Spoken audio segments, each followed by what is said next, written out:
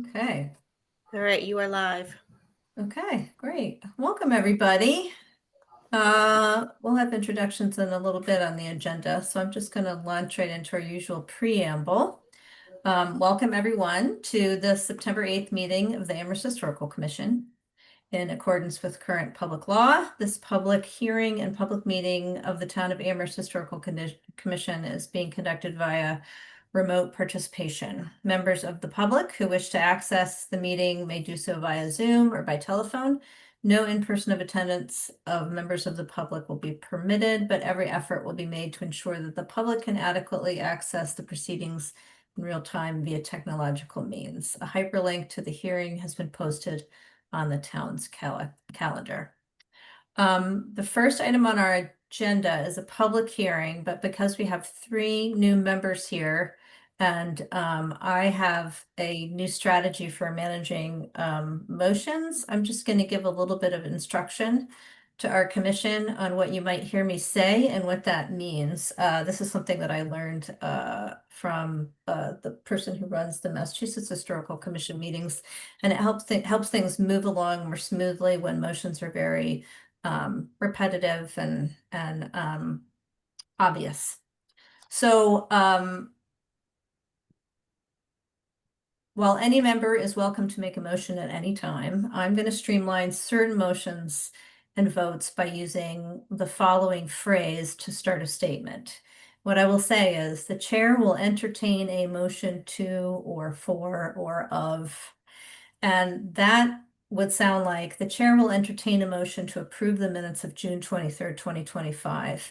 And by saying that, I eliminate the need for somebody in the group to have to make a motion, which I think can stall things. So when you hear me say that, you don't need to respond if you don't like that motion or if you don't want that motion to be moved forward.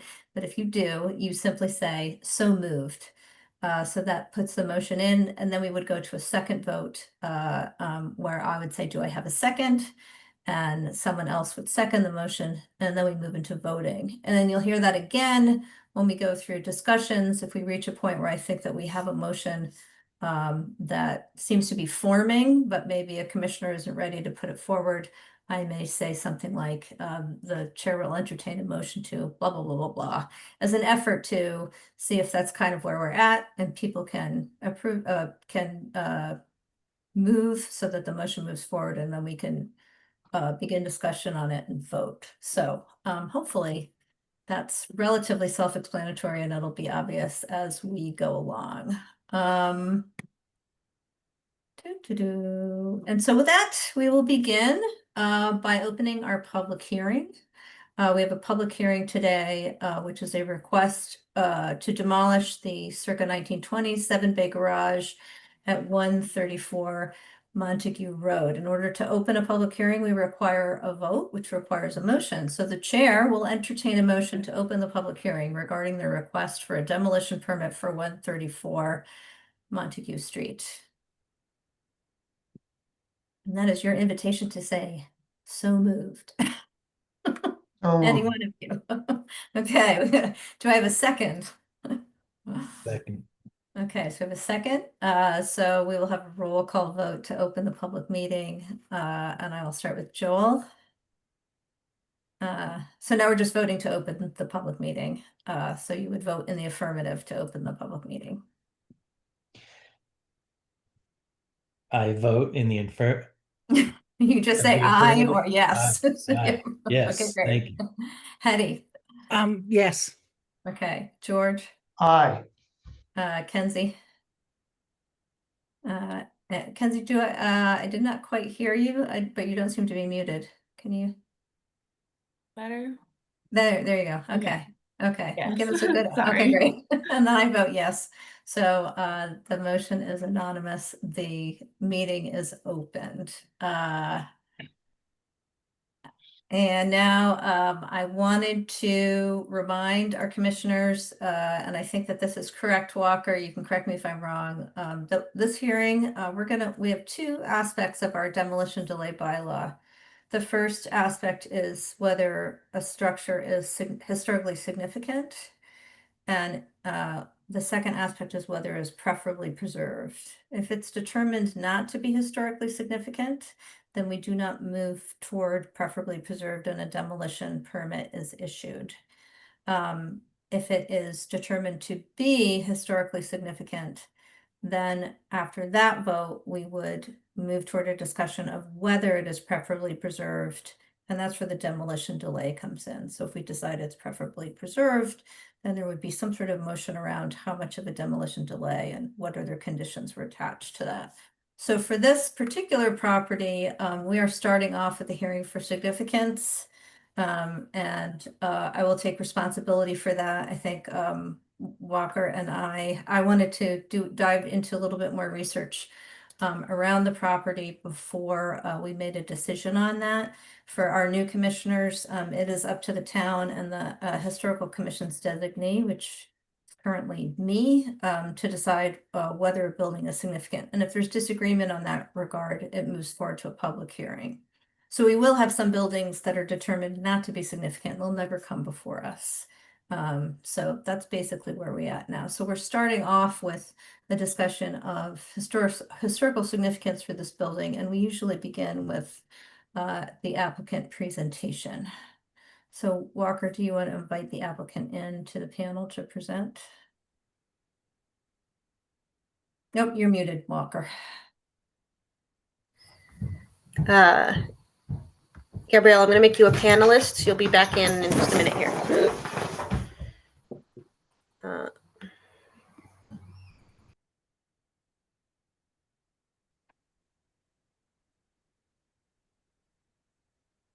Oh, there we go. Hi, how are you all? Hi, thanks for joining us. Thank you for having me. So I do want to give a little background of why you are seeing me this evening, and still as Tom Reedy, even though I really did change that. I'm very sorry. Hold That's on okay. 1 second. Tom's much prettier. We'll let him keep his name. We don't need to Okay. worry about the details. We know who you are. I was Okay. curious. Yeah. All right. Oh, there you are. Now we see. Thank you. So, in case anybody doesn't know me, my name is Gabrielle Gould. I do work with and for Barry Roberts, but I have been working with Cinda Jones and Coles to get Harold's ice cream store into their new location and up and running, as well as working with her on some ideas for her what is currently being called the Cellar Hole, which is going to be an outdoor, really beautiful entertainment spot or event space that she has created between her office building on Montague Road and what is, the North Square of the Mill District. So Tom could not make it tonight, who is normally who you might see, and asked me if I could try and fill in and give you some historic background on this building to the best of my ability, which will never be as good as Tom's, but I am here to try and help. Okay, great. Okay, all right. So Walker sent me some information that Cinda had put in. There wasn't a whole lot. There's a historic picture that Walker had on a file. If I can share my screen, is that, Walker, am I able to do that? I think I can make it so that you can do that. Okay. All right, try now. Well, now, oh.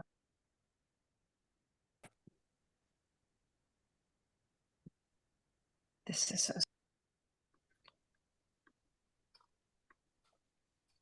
You'd think 7 years into Zooming on a regular basis, I'd know how to do this, right? Feel for you. Your A little bit better. My browser is preventing me from sharing my screen, and I honestly do not know how to fix that. So, Walker, if you would please share the what you had sent me in terms of photo, what Cinda had given you. So there's a 1930s Amherst map of North Amherst, and there is a 134 Montague black and white picture that maybe Walker could share. And you're muted, Walker. I can't hear you. Sorry, my dogs are being noisy in the background, so I'm trying to stay muted. But I did send those all to everybody in the commission. But oh, great. happy to share if anybody would like to see them. And I understand that there was a sort of group field trip to the site. I don't know who was available for that. Was everybody able to get there? Does I was everybody able know to that? go, Joel Okay. and George, and had a, Kenzie was not able to join us. Okay. And has everybody seen the site and seen what it is looking like now? Okay, great. So it is my understanding, as you know, it has no windows and no doors at the moment, and that it is indeed in the existing space that that barn was originally built in, but from Miss Jones, I've been told that none of it is the existing historic structure. It has been, sort of rebuilt. Everything's been redone, and there is nothing there that would, sort of serve as that historic prevalence that is important, and therefore has served its life. It's in pretty poor condition, and it is ready to come down.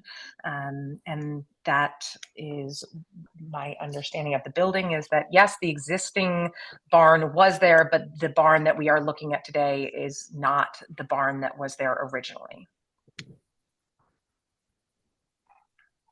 Okay, Walker, I was looking at some other stuff on my computer. Do you have anything to share? I do have the 19. I have the photo if you want me to.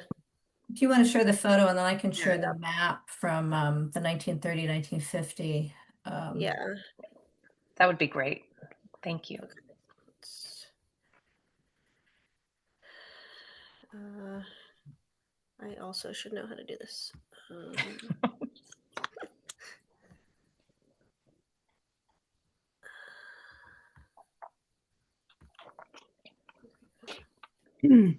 Is that visible? So far, oh, there we go. There you go. Yeah. There it is. Okay, so that's the photo that I found that's undated, but we thought was probably 60s or 70s. Yep. And then if you want to let me, I think I have sharing. I Okay. can stop sharing and then you can put the map up Okay. for reference. That's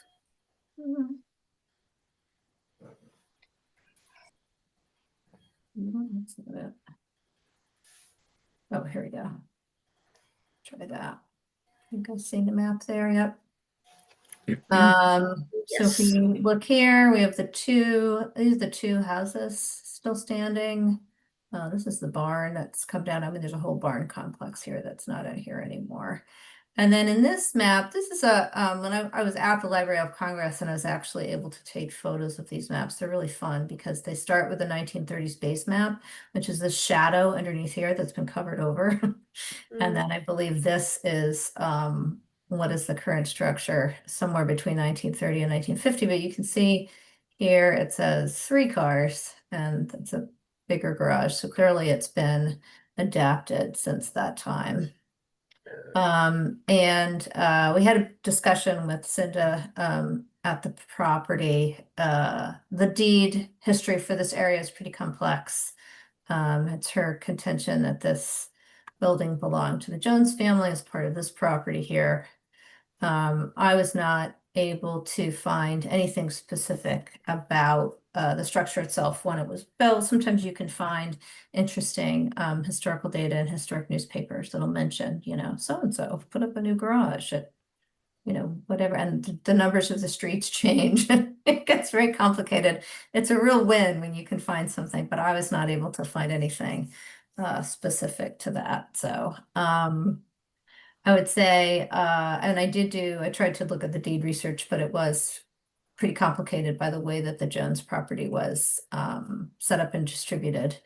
So that's kind of where that's at.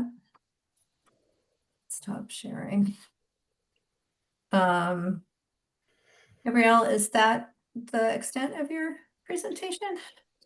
That is pretty much the extent of my presentation. Yes. Fair enough. It's the extent of mine too.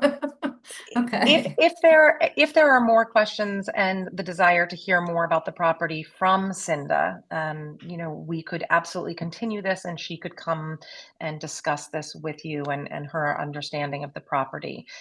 One of the ways she sort of described it to me was, and I'm not sure if it's going to trickle off my tongue the way it did with her, but George Washington's hammer.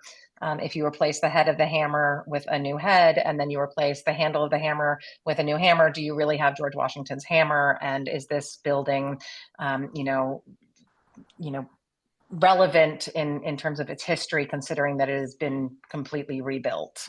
So that was one of her, questions for me to present to you. But again, I was asked to do this afternoon, and I'm happy to be Okay. here, and I'm happy to try to answer questions, but I don't have a lot of the history.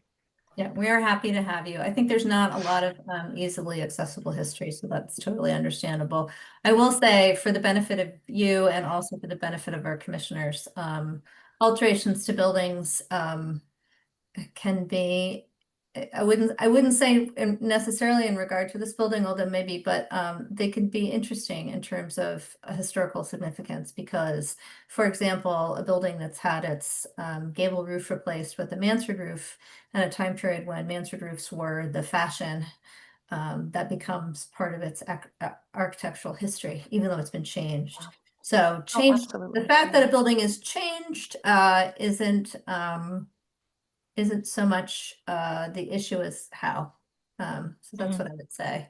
I think the larger issue here, I mean, I can start off our discussion with our commissioners, is the larger issue here. I was looking for, in my interest in having a significance hearing of finding more of a story behind this building, and I was not able to. And when I have a particular interest in outbuildings, and it's one of the interests of our commission. We've trying to work to preserve barns and outbuildings in our community as records of our historic past.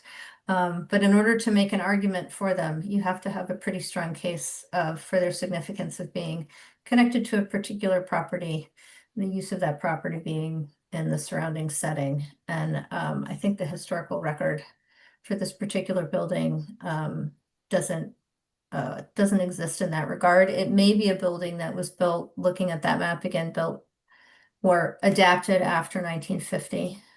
So we're getting closer into a period where we wouldn't even consider it significant under our 75-year rule.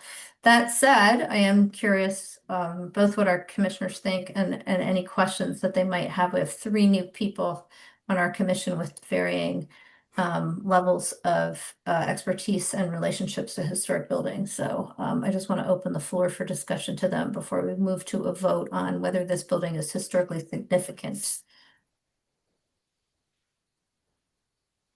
And feel free to just speak up, or you can use your little hand raising mechanism, whichever you prefer.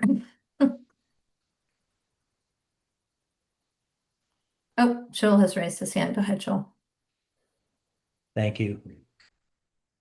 A few things. I've been thinking about this. I'm familiar with this property because I grew up about a half mile up the street, so I know this property for just from driving by it so many times. And it was a special property. It was the Coles homestead, their house, the original barn, which is now gone, this 7-bay garage, the circular driveway, and the Hobart house with its Victorian barn. It was quite a nice parcel. And I look at it as a historic streetscape, okay? It's a historic landscape. And now the barn's gone, so it's starting to get dismantled, which I think is unfortunate. But I think the other thing that's kind of difficult about this decision is that, and I don't know if this is appropriate or not, but I think there's more to consider here than just, the building. I think the streetscape is a very important consideration right now, because if this building goes, the whole North Square is going to be viewed from Montague Road. And it's quite large and quite colorful and quite overwhelming. So I think that's a consideration. You know, there's more than just the building to consider here. There's the landscape, and it was quite a special historic landscape, this Coles homestead. So that's one of the things that goes through my mind. And the other thing is, you know, I walked through that barn. I'm not sure it's been altered as much as you say it is. I think that the doors have been added. I think it was originally a barn, but I was up in the attic and the framing appears to be all original, and it has a really cute dormer off the back as well. So, you know, that's what I'm thinking right now. I think there's more to consider here than just the building. Okay. Thanks, Joel. Mhm. Other comments? Being new Sure. to the commission, one of the things I'm looking at is, say we do make a decision that, okay, it's good to take this down. And we're taking it down basically because you can't find any historical significance to it, you know. I think when things are gone like this, I don't know what rules we have or ideas we have or outline we have for preserving the fact that it was ever there and how that's going to be presented. Um, I was down in North Springfield at the Bay State Clinics. You know, it's right on the line between Chicopee and North Springfield recently. And there was this nice display poster on the wall in the waiting room explaining how that was a major rail car construction site in the late 1800s. So that was a real interesting way of conveying to anybody that was there that, you know, a lot's gone from here now, but a lot of significant stuff happened here. And like Joel is saying, you know, it's significant in the landscape. Maybe for whatever reason, we do decide that it doesn't need to be there anymore, it can't be there anymore, that there is some effort made to, you know, remember the building and display that in some way, that it was there and was significant, as was, you know, a lot of the things around it that are gone, like the barn and some of the other barns we see on the map. So Okay, thanks, George. I can speak a little bit to that. Gabrielle, I see you have your hand up. I'm gonna just do a quick response because George is new to the commission. One of the things that we have the capacity to do as a commission is, and this gets it's a little confusing here because we're in a significance hearing, and significance is a relatively high bar. One of my concerns about this building, particularly looking at that map again, the Sanborn map, which ends at 1950, suggests that this might not be the structure that was originally there, although Joel is making a point, and he did point it out to me when we were there. You could see that one of the interior walls was probably that 3-car garage was adapted to this larger building. But one of the things that we can do as a commission is either volunteer ourselves or work with consultants to document buildings in MACRIS. That's the Massachusetts Cultural Resource Information System. So there are I was going to pull something up, maybe while we're having some more discussion, I can do that. But these are standard inventory forms that the state will map and list on their MACRIS system, so that you can get a history of this area documented in perpetuity, essentially. We can't ask an applicant to do that if the building is not significant. And significance again relates to its context. This seems to be a later garage. The structure of what might have been earlier there probably doesn't retain what we use words like integrity, like how much integrity can could you really find the old building? That there, and that 1950 aspect of it may put it outside the purview of even our bylaw. So those would be my concerns. But I think that we are all interested in documenting. And as you sit on the commission, you'll realize that a lot of buildings will come before us, and we do. I mean, my feeling is that we go by the letter of the law. I'm sort of, what is the rule, and how do we view significance? It's not just some things are significant that people might not find aesthetically appealing. Other things that are aesthetically appealing may not reach a level of significance. So those are some things to keep in mind, and also to know that MACRIS is the system that where we can always do a historical research project to document all the information. And I'm sure that I'm guessing that the applicant has further information to share with us. It would be wonderful to get a history of how this building changed over time. And the Sanborn maps that we show, those are the fire insurance maps.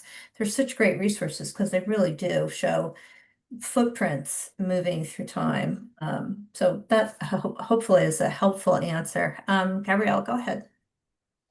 I think to help with that, Cinda is probably, up there with Joel and a few others. They are taking pictures and, sort of writing their family's histories, and they're very, I think Cinda would be the person who would be thrilled to add photos of this barn and the property and items like that to ensure that there's a preserving of, what once was, whether it was from 1930 or up to 1950, where you see the 3-car on the map, up to the picture clearly from 1960 with the 2 old cars in front of it.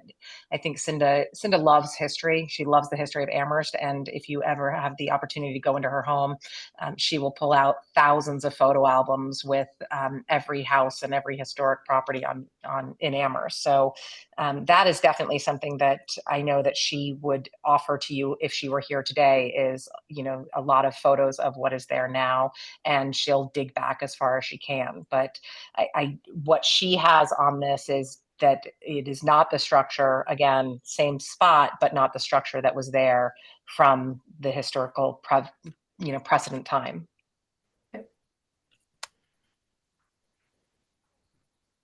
Okay, other thoughts? Eddie or Kenzie? You wanna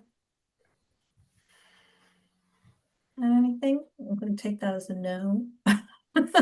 I'll just share with you, since we have new commissioners here, I'm going to share my screen again just to show you guys what MACRIS Maps looks like and what an inventory form looks like.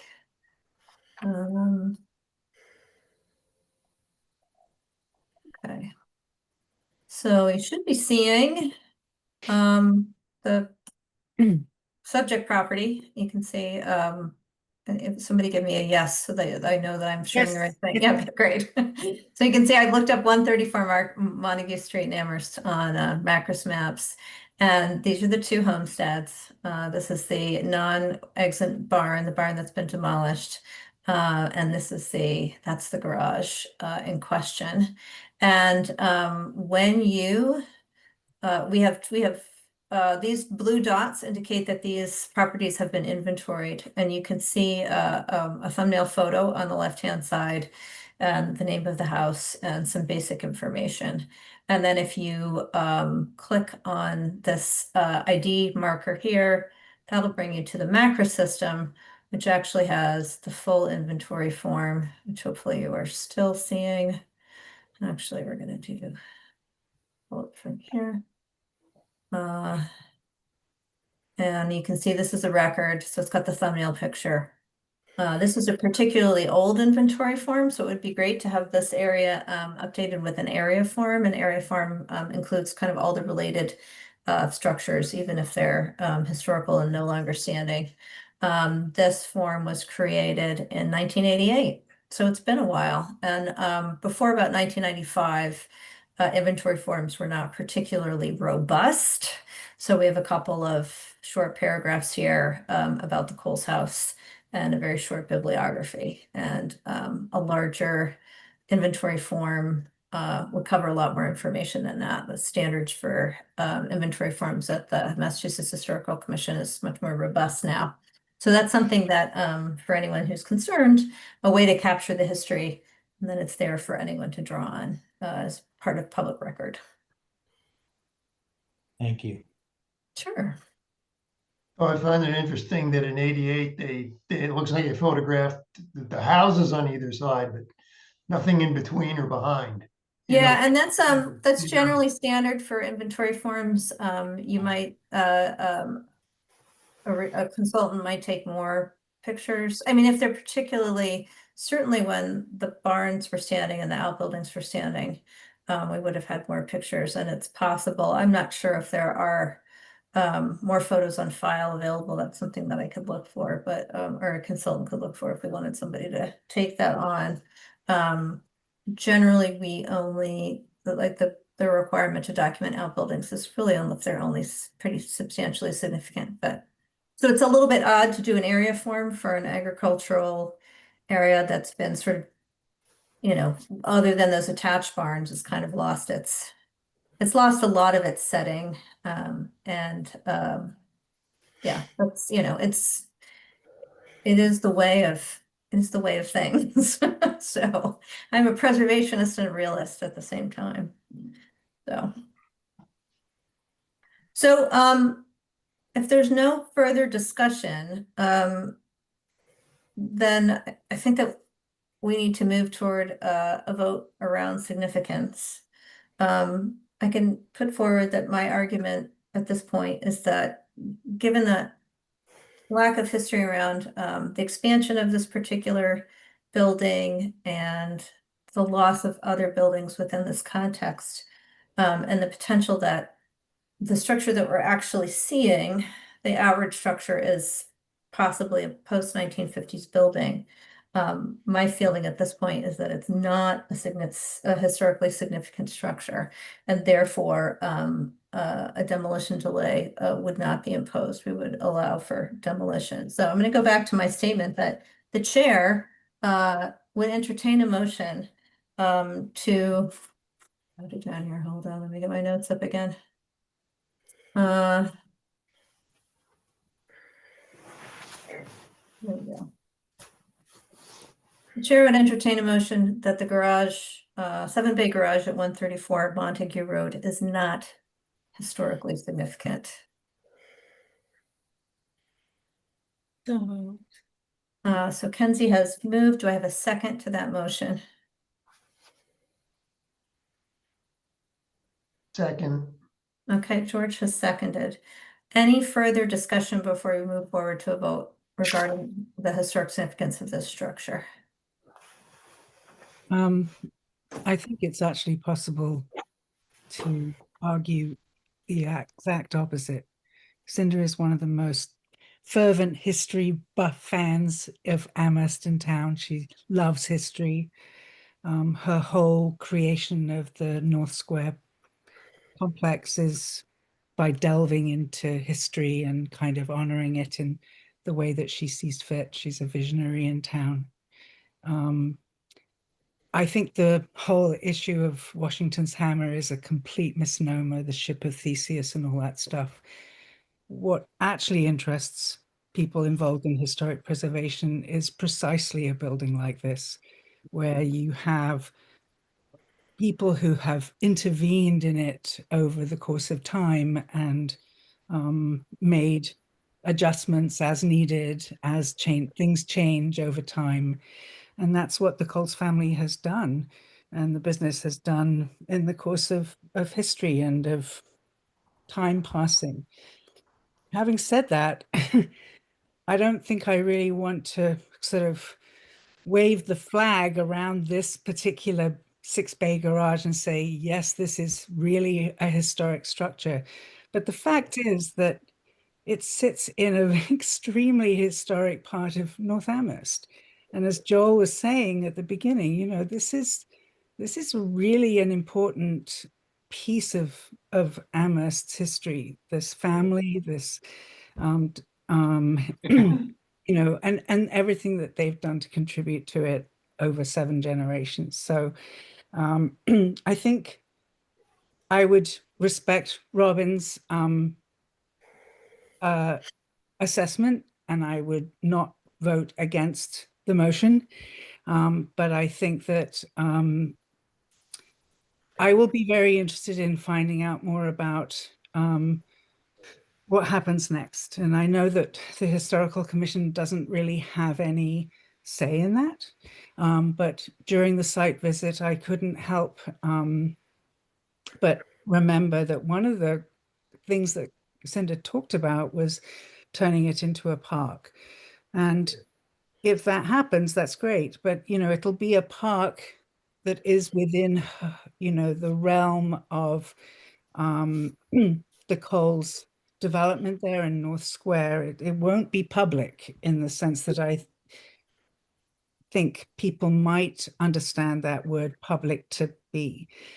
So I'm just very curious about how this might unfold if we go from now to a demolition, which it sounds like is likely given the way the hearing is going. So I'm just curious about that. And because Cinda is such a lover of history, I think there will be lots of effort made in that regard to kind of pay attention to historical characteristics. We talked a lot about the weather vane on the top of the building. That's a very historic piece of it. So I'm curious to know how that will be handled. Thanks. Thanks, Hetty.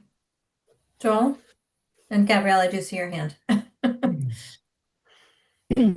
This property of the Coles and the Hobarts, this property exemplifies these people were the captains of industry in early Amherst. Okay, you can't write this building off. I think that we should at least maybe Cinda can consider an alternative use for it. There's probably 5, 6, 7 uses for it, you know, fitness studios, art galleries, office. I mean, whatever, you know, it can be a very, very cute building. It doesn't have to be a garage. It is structurally sound. It's not falling apart. I'm not supporting the demo. Okay, just a reminder that we are not at the, it gets challenging here because what we're arguing about is whether it's significant. Like whether it's demolished or not would come if we decide that it's significant. And we'll get used to this, these definitions as we go on, so. Yeah, I'm sorry. Okay. Gabrielle, you had your hand up. I could let Kenzie go first, and then I want to go Okay. back to something that Hetty said. I can wait though. Okay, Kenzie? Well, I was just gonna add in that I think it's important to consider the historical landscape. There's also a difference between significance and nostalgia. And in this case, I feel like maybe we're leaning a little bit towards nostalgia as opposed to, is this building, we can't find any information on it. In a quick search, it might not have anything beyond that it's on this property of an important family. And if it was built and altered post 1950s, there's a lot of questions that come into it. And I do agree that I love tracing the history of a building. That was my whole entire thesis. I love looking at how this building has changed over time. But if you can't find the beginning, you can't find the beginning, and then you can't find the middle. And it gets convoluted and complicated. And if there are other uses for the building, that's wonderful, but that also brings into consideration economic processes. And if this building is just going to sit there for another 50 years with nobody talking about it, it could fall into disrepair even further and then become a bigger hazard. Thanks, Kenzie. And a reminder that because there's of our demolition bylaw, it will only sit there for a year in the worst case scenario. But yeah, I just wanted to add in that, you know, if this building was the original, you know, the original barn that was sitting there, or if it was, if I could establish that it was, you know, a 1930s garage, which is you know, probably one of my my weaknesses and my biases. That's why I'm not finding it significant. The barn that did come down, that my understanding was an emergency demolition, I would have been much more inclined to see that as significant to the structure. The reason that I'm leaning away from significance for this particular building is its age and its kind of lack of historical context. It looks a little bit too new, and I love it. I was really interested in having this hearing because I love garages and I love that old picture of it. but it's not speaking to me strongly enough as part of this context to make it to the level of significance for me.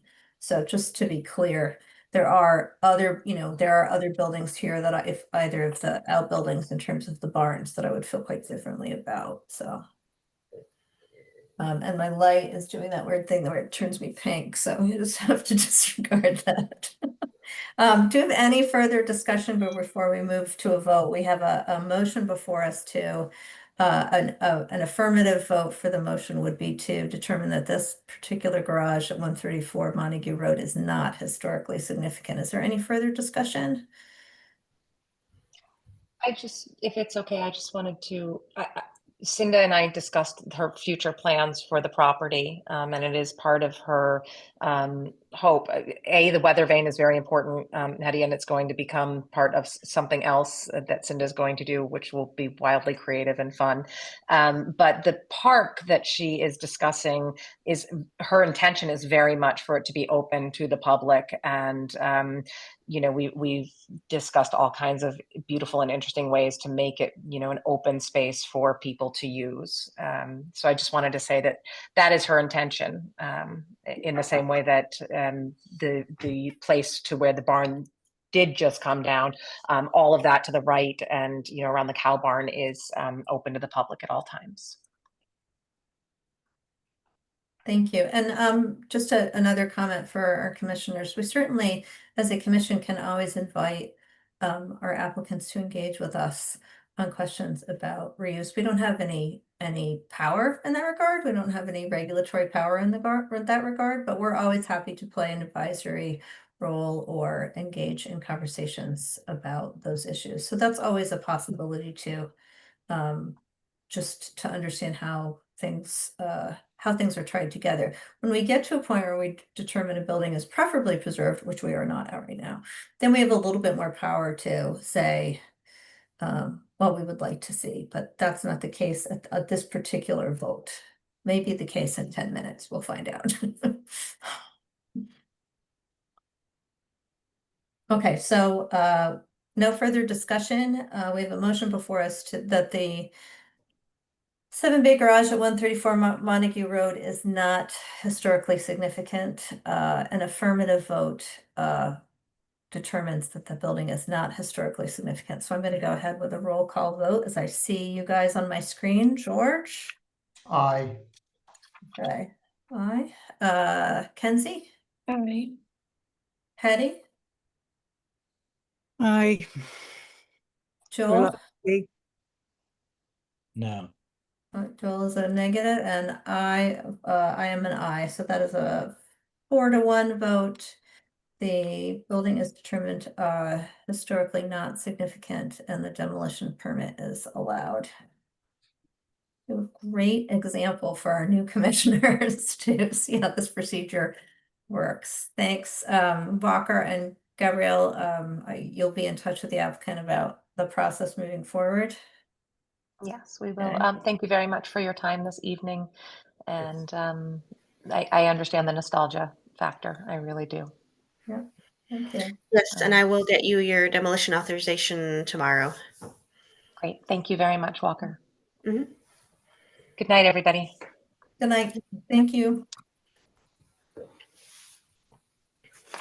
Okay, with that, we need a vote to close the public hearing. So the chair will entertain a motion to close the public hearing for the demolition permit for 134 Montague Road. So moved. Okay, Hetty is moved. Do I have a second? Second. Okay, and so take a roll call vote. Jewel? This is a vote to close the public hearing. We'll then go into our public meeting.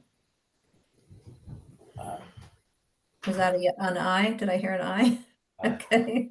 Hetty? Aye. Kenzie? Aye. George? Aye.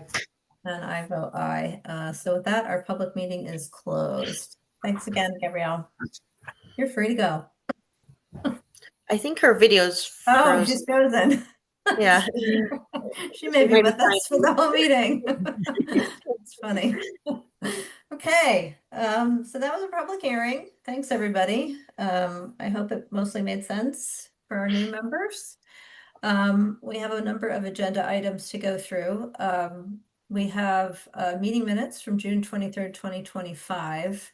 So the chair will entertain a motion to approve the minutes of June 23rd, 2025. So Do I have a second? Second, Okay, so roll call vote to approve the meetings. George, aye. Joel? A little louder, Joel. Aye. Thank you. Kenzie, I Eddie, I and I vote aye. We approve the meetings for June 23rd, 2025. I didn't ask for discussion, but I think that's okay. Agenda item B, announcements of welcome to new members. Walker, do you want to give a little introductory, or should I? Why don't you do it? Okay, all right. All right. If you want, I'll call on you if you want to introduce yourselves and just tell the commission. I've spoken to all of you, I think, in the interview meetings, but to tell your fellow commissioners and anybody watching in the public who you are and what your interest is in serving on the commission. George? George Badinger. Wanted to serve something here in Amherst, and I have background in both natural and historic areas. I had a career in the National Park Service in another life, so I'm kind of familiar with what all these things look like. I was interested in the Historical Commission because we're really focusing in on, just like what we were doing right now, really looking at whether these are significant and whether or not we can preserve them in some way. So I've lived here in Amherst now about 14 years. So Great. Well, thank you for joining, and it's a pleasure to have you. Joel? Hi, my name is Joel Greenbaum. Oh boy. I grew up in Amherst, went to college in Worcester, as did you, Kenzie, right? You Clarkie? Lived in New York City for 9 years and moved back in 96. So my father was a history professor at UMass. He restored old houses as a hobby. I worked with him since I was a little kid. I've personally restored a number of houses. I like history, Amherst history. So this felt like a good match for me. Great. Thanks, Joel. Pleasure to have you. Thanks for having me. Kenzie?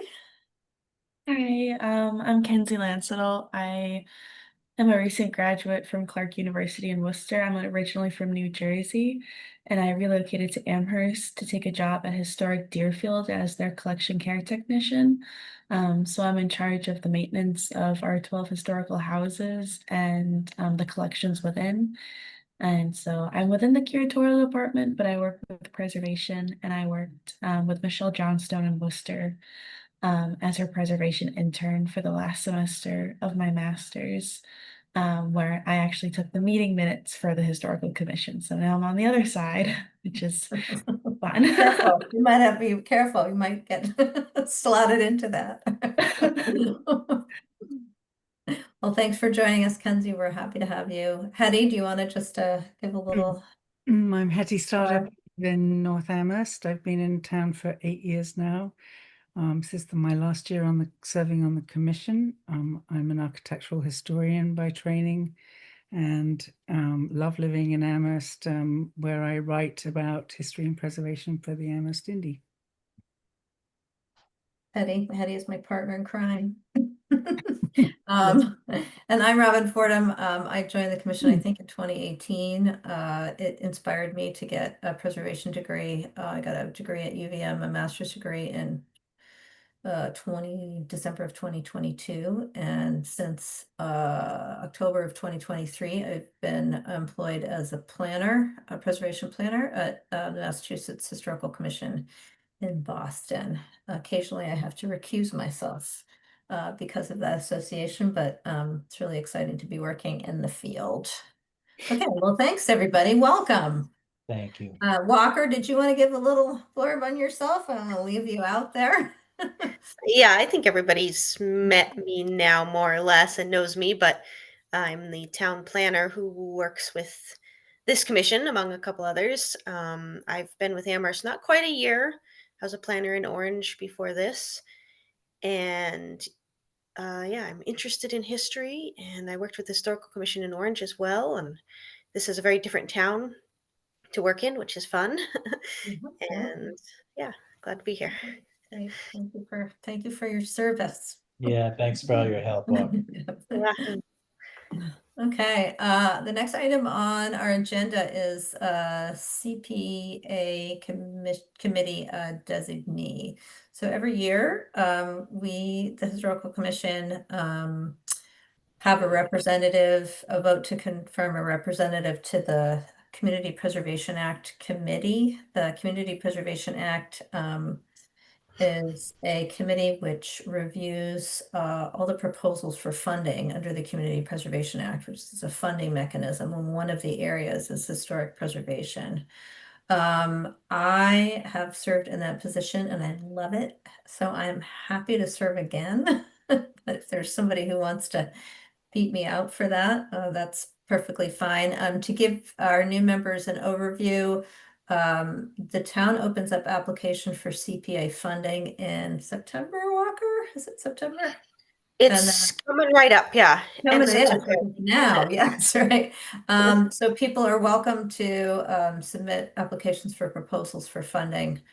And then anything that falls under historic preservation, the Historical Commission reviews those proposals. We encourage potential applicants to come before us with their ideas, and then we encourage them to come with their proposals after they've been submitted, and we review them. And then we as a commission go over them. In the past, we've gone back and forth between sort of ranking them and not ranking them. But we decide as a commission what our recommendations are, and then the designee takes those recommendations to the CPAC meeting where they're discussed and generally argues on their behalf. And it does help, it is somewhat helpful to have some ranking because there are often questions of too many proposals, not enough money. And so what's the most important thing that we would see want to go forward? We also, as a commission, sometimes put our own proposals forward. We had one for the mid-century modern inventory project. And then also the barn, we have a barn assessment, funding for barn assessments around town. Those were both CPAC funded projects. So I will happily put myself forward. Do we need to do a whole official vote for that? Well, okay, Yes. all right. So does anyone, I'll just have anybody raise their hand. Anybody care to serve on the CPA committee? I am happy to do it. Okay. If anybody's interested in it, I encourage you to come attend, and if you want to just shoot me an email and let me know, I can let you know which meetings are going to be the most appropriate for kind of understanding what goes on, because I won't be on this commission much longer, and we'll need somebody to take over next year. So happy to see that. So in that case, having nominated myself, the chair will entertain a motion to nominate Robin Fordham as the Historical Commission representative to the Community Preservation Act Committee. Aye. Okay, so I think had he said So so moved. moved, sort of, Joel, Aye. it's like he Like, how quickly seconded. can we do this? Okay. But Joel did say he might be interested. Did you see Oh, that? did he? I didn't hear him. You're so Yeah, I'd sorry. like to, can I shadow you this year? That would be great. That would be Okay. wonderful. Yeah. Okay, great. Okay. Really good committee. Okay, so we have a vote before the commission to nominate me, Robin Fordham, as the Historical Commission representative for the CPA. Any further discussion? Seeing none, I'm going to go to a roll call vote. Kenzie, is in the affirmative to nominate me. Aye. Okay, Joel, Aye. Hetty, Aye. George, Aye. and I vote aye as well. So that is confirmed. The next item on our agenda is to discuss the North Cemetery Fence CPA project. Yet another project that was put forward with CPA dollars. Walker, and I'm forgetting the town representative who we met with out at the cemetery. Walker, what's that? It was Nate and Alan Snow and Alan I Snow. were there. Yep. Yeah. We went out to the North Cemetery. Hattie probably remembers this in the previous iteration of the commission. This was CPA funding was approved for this project, and Madeline Helmer in particular felt that the town had proposed, I think, a vinyl picket fence. And Madeline Helmer had felt that that was not a historically appropriate material or design for this particular cemetery. So we had the site visit and talked about different options that would work both for the town and for the historic nature of the cemetery. There is a white picket fence that is attached to some granite posts that we can't quite date, but we're pretty sure they fall into the historical significance realm. And we had a couple of ideas about either doing split rails between them or chains in terms of a different project that would be both aesthetically appealing in the historic context and also appropriate for the town in terms of maintaining the cemetery. Did you want to present anything else on that, Walker? Yes, I do have a picture of, you see that? Not yet. Yeah. This was sent to me by LMC Contracting. They're doing the headstone restoration project right now, and they are going to put together a quote for us to do a fence in this style using the existing posts and putting chains in between them, which they've done at other cemeteries. And that's the kind of like ring that they use to attach the chain to the post. So these are obviously just pictures that he took, but that's one proposal. And then we're going to also get a quote from someone, Alan Snow's working on this, for the split rail proposal, which would have brackets connected to the granite posts and a couple wood rails, preferably black locusts, so that they're very durable and wouldn't need maintenance. And then if a rail did splinter or break, it could just be taken out and replaced easily without having to fix the whole fence. So one of those two options is most likely what the town is going to go for. We're just waiting on the quotes at this point to see what the comparative cost would be. I like that chain fence because it's little to no maintenance and it looks Exactly. nice. Yeah, So I yeah, like it might be a little the more expensive than the wood, but it may not.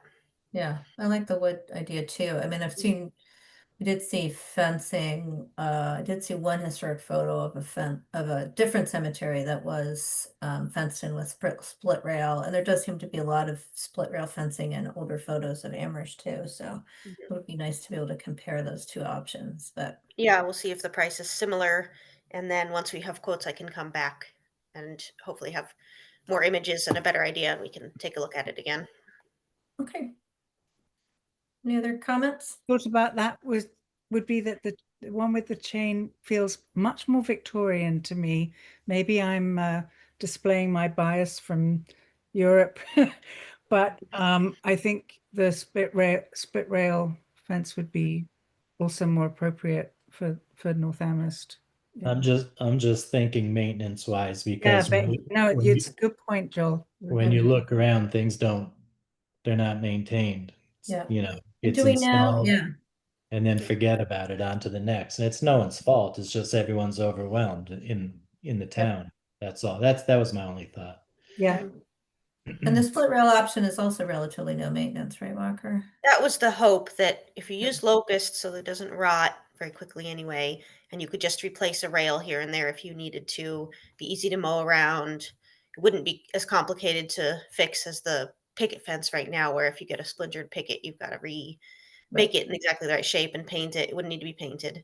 So yeah, ideally both options are fairly low maintenance. And I'll be reaching out to Alan again too, since he is the person doing the maintenance, about whether he has a preference once we see what the estimates are. Okay, great. Other comments? No? Okay. Next item on the agenda, an update on the Dakin property. Walker, I'll leave that to you. Actually, I'm gonna leave it to Hetty. She asked that this be Okay. put on the agenda. Yeah, I know we asked for a demo delay on this property, and I just wondered where things are at.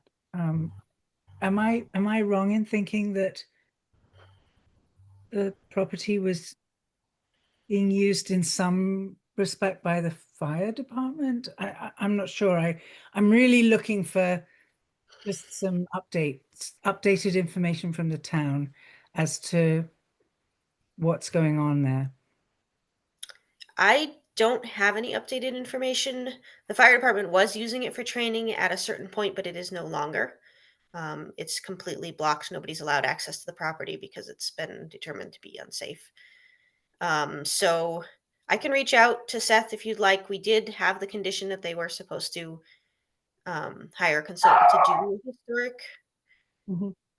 assessment. So I can reach out and see if they've made any progress on that. I don't know if we have any way to enforce that. I can talk to the building commissioner about what our enforcement method might be, but at the very least, I can remind him that that's what we're waiting on. But he does have a whole year to do that. So We wanted both professionally prepared history of the property along with an what a assessment of the conditions report for the barn. barn, Yeah. right? Yeah, Yep. yeah. It's a really substantial, beautiful barn there. Yeah. And the requirement was that he have those contracts in place by the end of the year. Okay. Not necessarily that the work would be done by the end of the year. So he does have time, but I don't think it's necessarily too soon to just ask him how the progress is going. Okay. Other comments on the Bacon property? Okay. What did Next, they do? They oh. just waited 20 years to come to the Historic Commission for a demo permit? Is that what they did? That would be speculation, Joel. We don't know. I mean, we Yeah, do. they did I let mean, it yeah, was vacant for a long time. yeah, we talked about this a little bit at the site visit, and I can go over it again because it's something that's come up in terms of the commission, which is that there is something called an affirmative maintenance bylaw. It's, sometimes referred to as demolition by neglect, where, Yes, exactly. in like certain cities, where land values are very valuable, developers will allow something to deteriorate to the point where it becomes, necessary to demolish it, or there's nothing left. Like Cinda's barn. Well, yeah, but Amherst does not have a demolition by neglect or an affirmative maintenance bylaw. And I know that we have talked about whether it would be appropriate for our community. My concern after sitting on the commission for this long is that everything that we create a bylaw for has to be administered. It has to be administered by the town, and then it has to be, there has to be public comment, and if the objective of the commission is to raise concern about properties that are going, that seem to be going into neglect, the building next to the North Amherst Cemetery, which I believe is pretty old. If you go on Google Street View, you can see that it looked perfectly fine 10 years ago. And now it looks like, like you should just bring the wrecking ball tomorrow. So it might be a more effective measure for people to be keeping an eye out for properties that they think are falling into a bad condition, and work proactively without any regulatory power behind it, but to work proactively to try to negotiate preservations of any properties that were concerned, or falling into disrepair to the point that they won't be preservable at a certain point. So other thoughts? Yeah. It was probably a nice house 25 years ago. I'm sure Yeah. it was. Yep. Public comment is our next. Sorry, Robin, can we make yeah. sure that there are some pictures of the inside of the main house at the Dakin estate?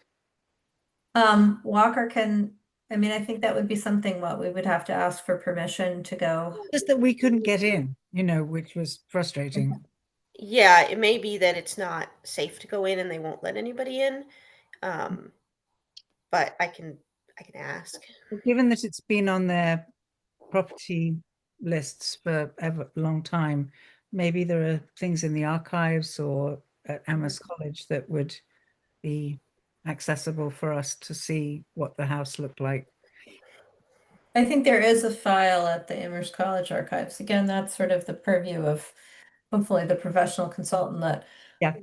undertakes and it might be that if they hire a consultant to do an inventory form for it, that they'll allow them permission inside the building, but Yeah, I hope I'm not overstepping. I think, I mean, I've written a little bit about this property, and I do think we are vulnerable as a town with a lot of historic properties to this kind of thing happening, where we have esteemed and long established institutions of higher education who don't take care of some of their buildings and who tell us, as they did in the public hearing, that they have so many, as if that's, a justification for the fact that they have to let us knock it down. So I think, there needs to be better protection for places like the Dakin Estate and the house on Northampton Road as well. That was part of the same hearing. Yep. Um, Walker, the Dakin is under demolition delay.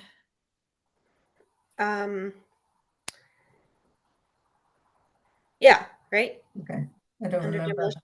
No, it's not delayed. Well, it is delayed, but they could shorten the delay by getting their contract done Okay. sooner. That's how we worded it.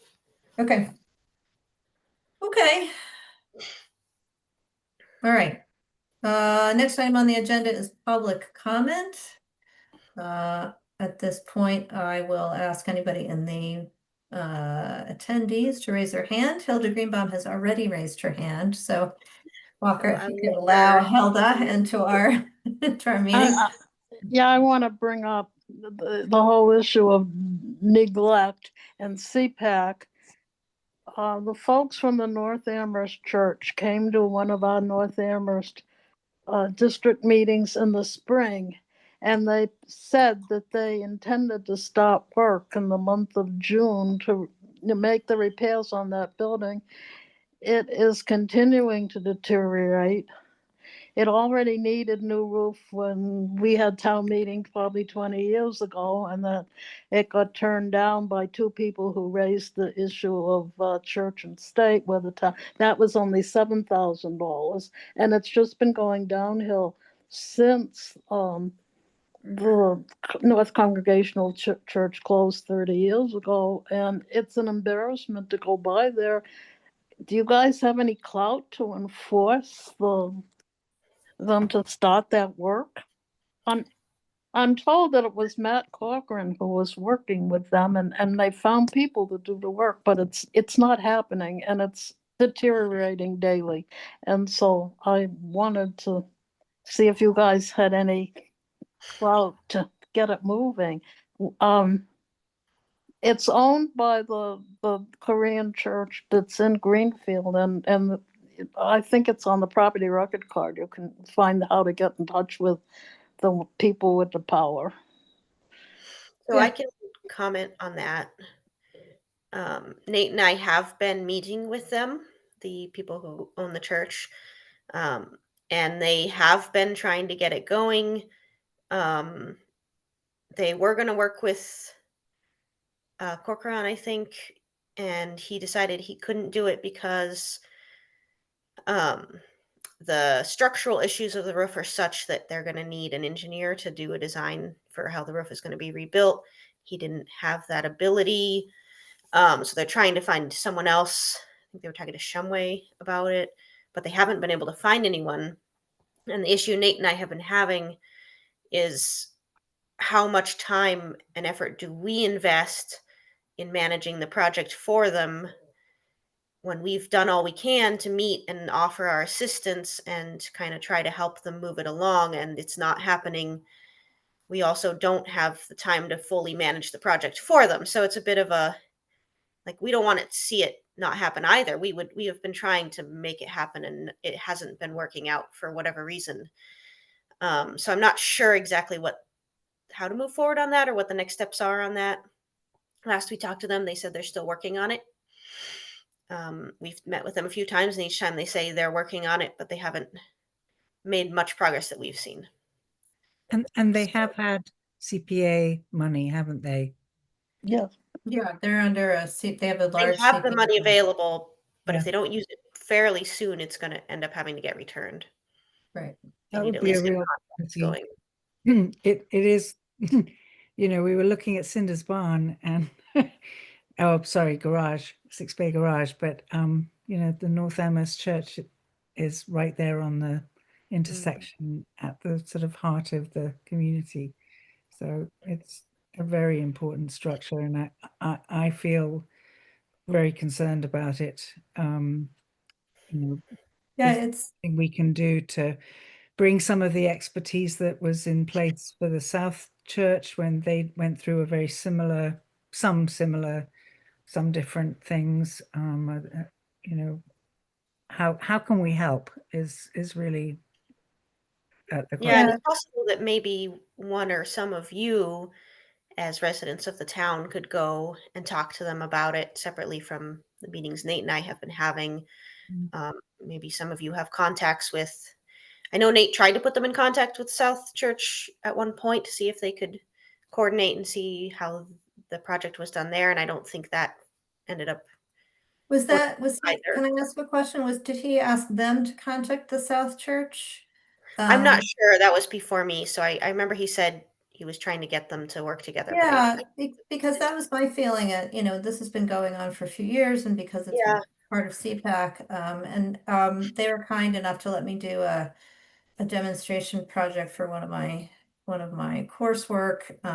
So you know, I have met and talked with them, but I think you know, there's significant financial issues and there's significant, you know, there's an aspect of a cultural barrier, and I was sort of, what word shall I choose here? I would love to see the South Church kind of proactively try to assist the North Church, because I think that the strength that they brought to their project, I mean, it's just going to be a challenge no matter what.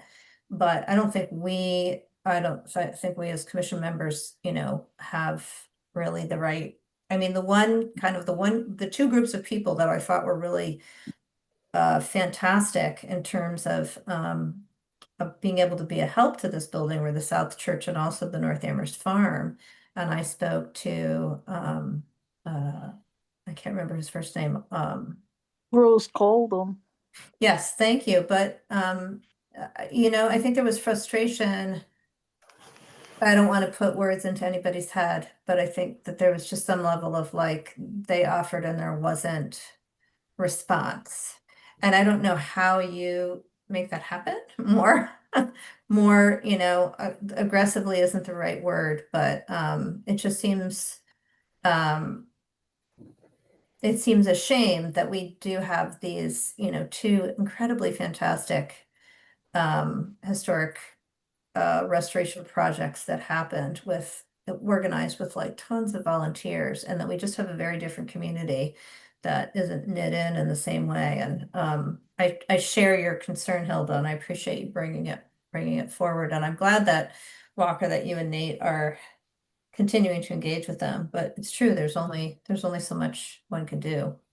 And it's a challenging building. I mean, I've been thinking about it for a few years, in the sense that buildings like that, I think about the Jewish congregation in Northampton that also has Bombyx in it, you know, that are these they're a historical building that has multi users that, you know, kind of share, and it makes the management of the Oh, in structure. Florence, yeah. Yeah, right, exactly. And that, you know, it's overwhelming to own a building like that if you're a small congregation with limited funds. And but you know, that's neither here nor there. On a happy note, though, with CPAC money, the windows at JCA will be fixed in November by the people. I think they're in New Hampshire, but they were Oh, that's great. recommended by Pam Rooney and Alex Hoare, who've used them, and they seem to be wonderful people to work with. And 2 sides of the building have been painted, and the rest will be painted after the windows are done, I guess. But that's in the works, and it's happening. Right. All right. Thanks, Hilda. Always a pleasure to have you. Well, I've got something to write up tonight. I'd start the first sentence, a lively discussion. Okay. All right. Well, thank you for joining us. We're going to move on to our final agenda item, which is unanticipated items. And the one that occurred to me is that I had spoken briefly with Kenzie, and she can speak for herself as whether she's interested, but usually we have a vice chair. And I don't know if anyone else is interested in taking on the role of vice chair, especially since I'm going to be leaving the commission after a year. It would be great opportunity to learn the ropes if you want to take over and learn how to lead these meetings and take on that role. So, Kenzie, are you interested in having your name put forward? Yeah. I'd be interested if nobody else is. I'm Okay. not.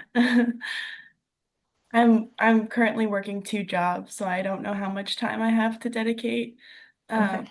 I would love to, but if somebody else is more eager and more interested and has more time Okay. to serve, I would not be opposed, but if nobody else wants to do it, I will gladly take on the role. Okay. Okay. Yeah. And for what And the it's worth, vice chair doesn't require much time commitment unless the chair isn't able to run the meeting, and then that's when the time commitment occurs. Yeah, and But otherwise, they're it's kind of a backup and learning position. yeah, so it might be an entire meeting. It also might be a portion of a meeting. If I have to recuse myself, the vice chair takes over.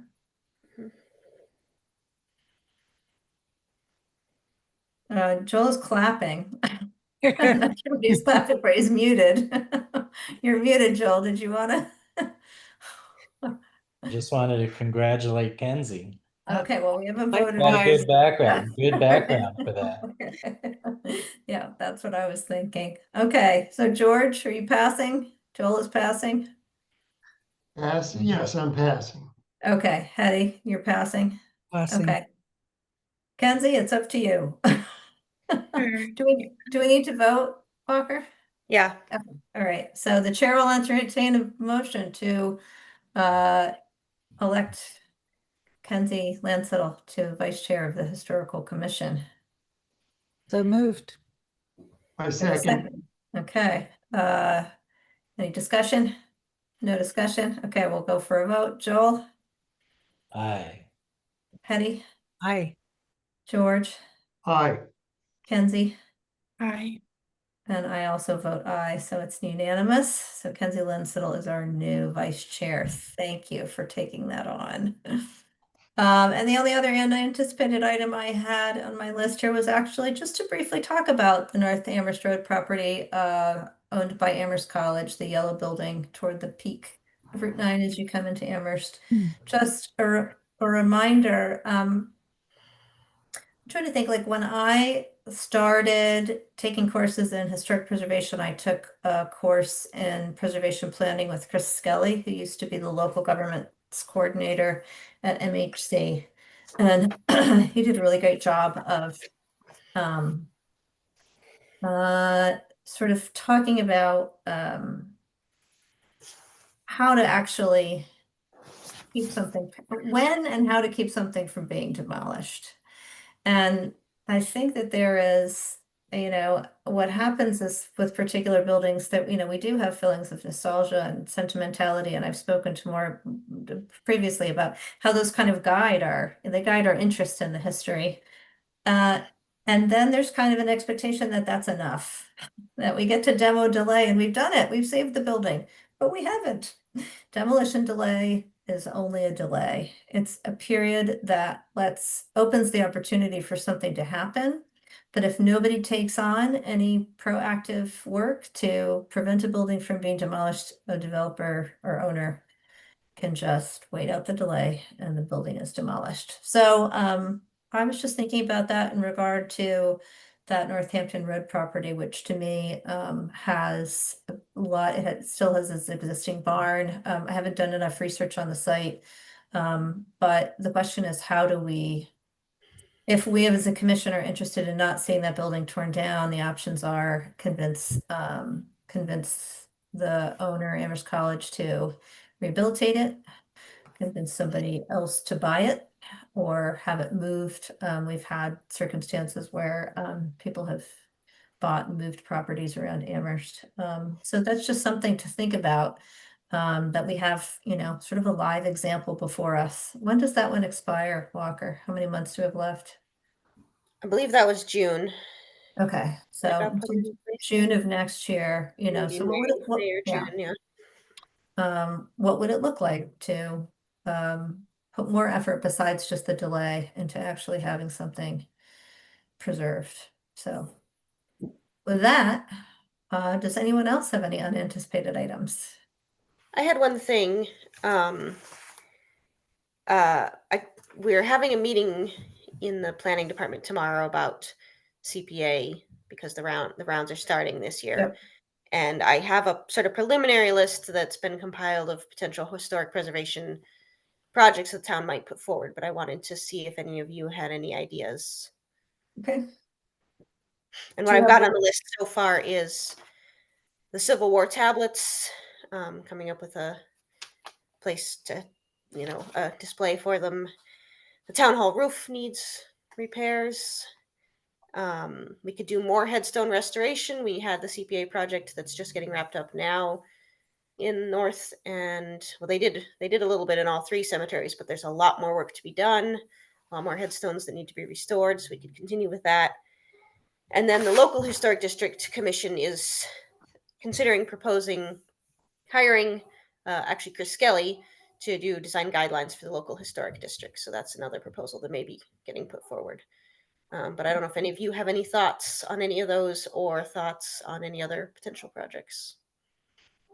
Walker, it's my sense that the Civil War tablets are going to be housed in the addition to the Jones Library. So, So I think the funding, let me see what Dave said about it, because he had a specific idea for what it was going to be used for, I think.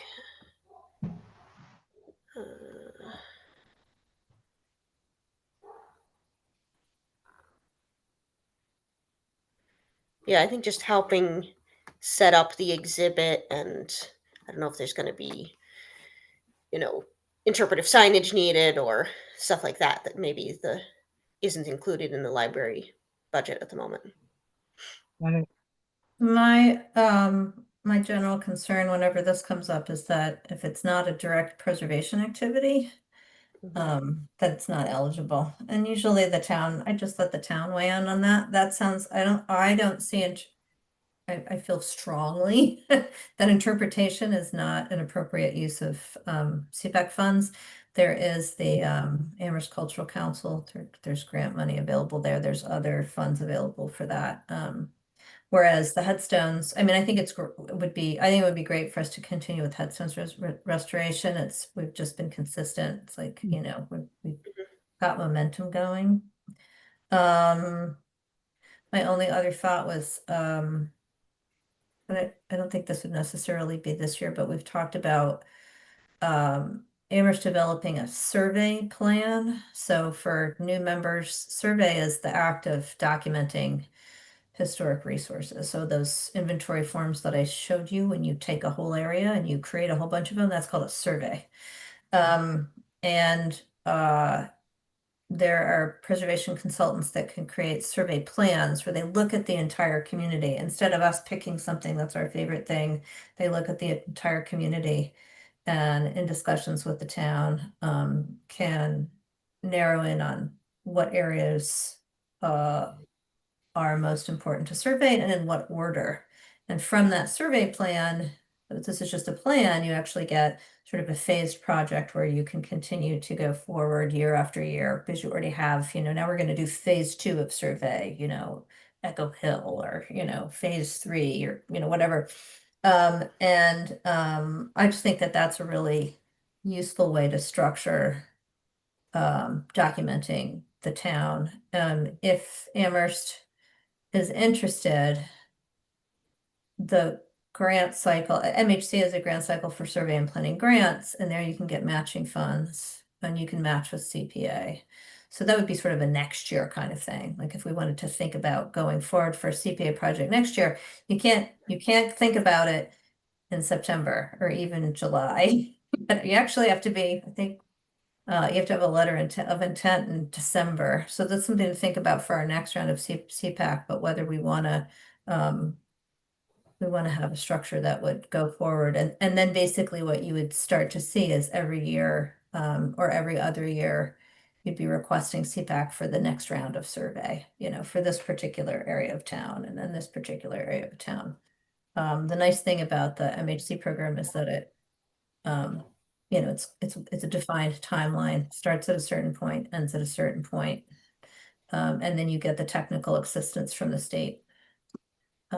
So that was my other thought, but that doesn't really apply to this round, so. Okay. Well, it's worth thinking about for next time. And the other sort of I would like us to not forget about the mid-century building survey, that because I'm also worried about us not using, we need to use the money up by a certain time, I'm sure, right, Walker? Yeah. So that is, we're working on that. I've been in communication with Shannon Walsh from PVCP about having her do it, and she apparently had 3 kids going into 3 different colleges in 3 different states this last few weeks, so she's been a little bit behind, but she did say she's still got it on her list. Did we want to consider like an RFP where we put it out to different consultants as well? Well, we could. I wanted to reach out to her first because she can probably do it more affordably, and we wouldn't have to do any procurement because they're pre-approved Oh, to do okay. this sort of work. So Okay. if we can save the work of doing an RFP, I think that would be better. Okay. But I'm waiting for her to give us a proposal of what she could get done with the funds. Okay. Gosh, that was really helpful having those extra guidelines, Robin. Really. Oh, thank you. All right. Your leadership. I think that's it. Anybody else have any other comments or questions? Is that it? What did you, yep, Joel? The 22nd, our next meeting, I think, is Rosh Thank you. Hashanah. Ah, okay. I gotta take my mom. So Yeah, we generally don't have meetings on the high holidays, so that would be an error on our part. Yeah, that was me looking at the schedule and realizing that was the only day that would work before I got past the deadline of when I needed to have the hearing, but I should have reached out to the applicant to see if they were willing to extend it so that we didn't have to do it on the holiday. And I still could. It was not too late. I could Okay. reach out and see if they want to extend it by a week so that we could Okay. do it the following week. That'd be great. Yeah. Okay, I'll do that. Okay. I And drove so that's by our, I did drive by that barn. That barn, from what I could see from the street, looks pretty gone. On Railroad Street? Yeah. Yeah. It's not in great condition at all, but okay. Thanks. Do we have a site visit potential for that? we could do a site visit for that. We've got another one also on that day that's a partial demolition. They're demolishing the upper story and putting on a new, larger upper story. Okay, So we could do a site visit for both of those. that would be great. Yep. So you will be in touch with us for the scheduling of our next meeting, correct? Yep, I will see if I can get them to, they just have to sign a form that says they're willing to waive the deadline, and then we could reschedule it for the next week or the week after that. Okay, great, excellent. Okay, thanks for that, Joel. Thank you for your patience tonight. Oh, you're welcome. A For pleasure. us newbies. No, it's like being it's a little bit like being a teacher. Like if I were to ever teach this stuff. I appreciate your patience with me. Can we vote to adjourn, or do we not even need to do that? Can you Do we wave need your to vote magic to adjourn, or do we need to vote? I think we can just say the meeting's adjourned at Okay. 8:29 p.m. Okay. Bye, everybody. And we will hear from Walker about our next meeting. Yeah, I'll be in Okay. touch. Great. Good night. Thanks, everybody. Good night. Thank you, Good Walker. Good night. Yep. Bye.